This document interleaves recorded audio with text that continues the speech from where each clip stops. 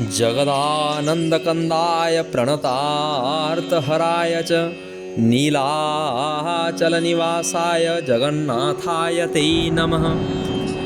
अनंत कोटि विश्व ब्रह्मांड के स्वामी श्री जगन्नाथ जी की कृपा से हम आज टोटा गोपीनाथ मंदिर के बारे में कुछ जानने का प्रयास करेंगे। श्री टोटा गोपीनाथ मंदिर पुरी के जंबेश्वर महादेव मंदिर के पास ही है। ये गौड़ बाड़ शाही नाम के एक इलाके में है, पुरी में। टोटा गोपीनाथ गौड़ीय वैष्णवों के लिए एक प्रसिद्ध स्थान है। गौड़ीय वैष्णव जरूर एक बार यहाँ आना चाहिए। टोटा गोपीनाथ इकलौता विश्व में ऐसा मंदिर है जहाँ भगवान श्री कृष्ण पद्मासन में बैठे हुए पाए जाते हैं। शुरू से ये ऐसे बैठे हुए नहीं थे। इसके पीछे एक रहस्यमयी कहानी है।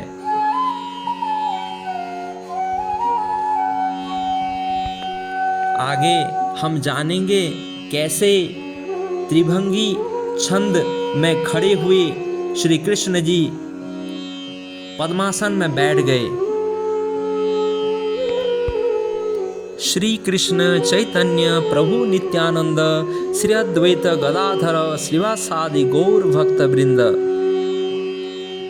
ये जो इलाका जहाँ गोपीनाथ मंदिर स्थित है अभी, ये घने जंगल में पूर्ण था। कोई लोगों का आना जाना यहाँ नहीं था।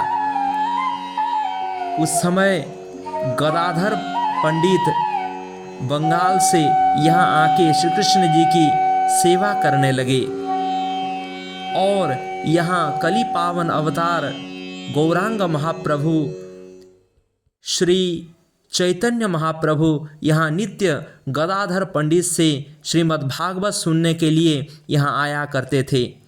एक दिन रास का प्रसंग चल रहा था तो गौरांग महाप्रभु बोलने लगे, यही रास स्थली है। यहाँ श्री कृष्ण, श्री राधा जी और ललिता सखी आदि अन्य गोपियों के साथ रास लीला हुआ करता था। तो गदाधर पंडित को सामान्य आश्चर्य हुआ तो महाप्रभु जी अपने हाथों से बालू को हटाए और बालू के नीचे 3 प्रतिमा, एक गोपीनाथ भगवान और एक राधा रानी और ललिता सखी की प्रतिमा बालू के अंदर से बाहर उभरते हुए आए। राधा रानी के हाथ में वीणा और ललिता सखी के हाथ में वंशी। जे कृष्ण सिए गौर सिए जगन्नाथ। जो कृष्ण है वही गौर हैं और वही जगन्नाथ हैं। और ये श्री गौरांग महाप्रभु की क्रीड़ा स्थली है। वे रोज यहाँ आया करते थे। तो ये 3 प्रतिमाओं की सेवा लगन से गदाधर पंडित कर रहे थे। कुछ समय के उपरांत वे बहुत ही वृद्धावस्था को प्राप्त हुए और ऐसा हुआ कि उनकी कमर झुक गई। तो वे इन प्रतिमाओं की सेवा अच्छी तरह से नहीं कर पाए। जब चंदन श्री कृष्ण जी के माथे पर लगाना चाहते हों, उस समय श्री कृष्ण जी की आँखों पर चंदन लग जाए। माला पहनाने में बहुत तकलीफ होती थी। तो ऐसी स्थिति में एक रोज गदाधर पंडित गोपीनाथ जी से कहे कि हे प्रभु, मैं और आपकी सेवा नहीं कर सकता, आपको दूसरा कोई सेवक नियुक्त करना पड़ेगा। तो सपने में गोपीनाथ जी बोलते हैं कि नहीं गदाधर, मैं तुझसे ही सेवा लूँगा। और अगले दिन जब नित्य कर्म के उपरांत गदाधर पंडित मंदिर का दरवाजा खोलते हैं तो देख के आश्चर्यचकित रह जाते हैं।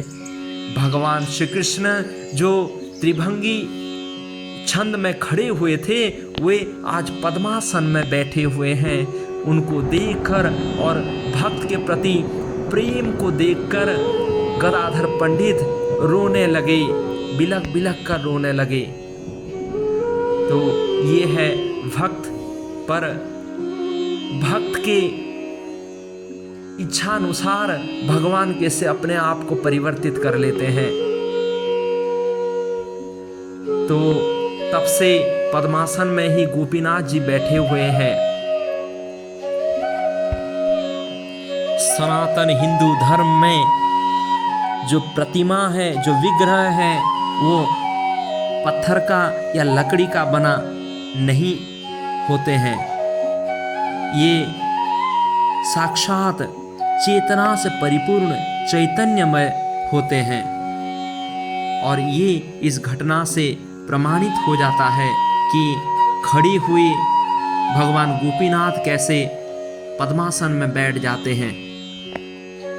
श्री चैतन्य जी 18 साल तक पूरी जगन्नाथपुरी में रहे हैं और उस समय वे ये टोटा गोपीनाथ मंदिर के पास वाले एक छोटा सा पर्वत को, जिसका नाम चटक पर्वत है, उसको गिरिराज गोवर्धन मानते थे और समुंदर को यमुना जी मानते थे और यहाँ पूरी को वृंदावन मानते थे। श्री गोपीनाथ जी के दाहिने घुटने में एक दरार सा है। कहा जाता है कि श्री चैतन्य महाप्रभु ये दरार में ही समा गए थे और उनका अंग वस्त्र जो है गोपीनाथ भगवान के ऊपर लिपटा हुआ पाया गया था। और ऐसा भी मान्यता है कि चैतन्य महाप्रभु जगन्नाथ जी में समा गए थे। तो ऐसे यहाँ के भक्तों से सुना जाता है कि चैतन्य महाप्रभु 3 स्थान पर अंतर्ध्यान हुए थे। वो है एक जगन्नाथ जी और एक टोटा गोपीनाथ और एक महोदधि या समंदर में। तो एक कैसे 3 जगह पर लीला अंत कर सकता है, तो इस पर आश्चर्य प्रकट करने की कोई आवश्यकता नहीं है। रथ यात्रा के समय श्री चैतन्य महाप्रभु 7 टोलियों में एक ही चैतन्य महाप्रभु और 7 जगह एक साथ विराजमान है, नाच रहे हैं, गा रहे हैं। इसके लिए आश्चर्य करने की कोई ज़रूरत नहीं। जय जगन्नाथ, जगन्नाथ स्वामी नयन पथगामी भवतु में।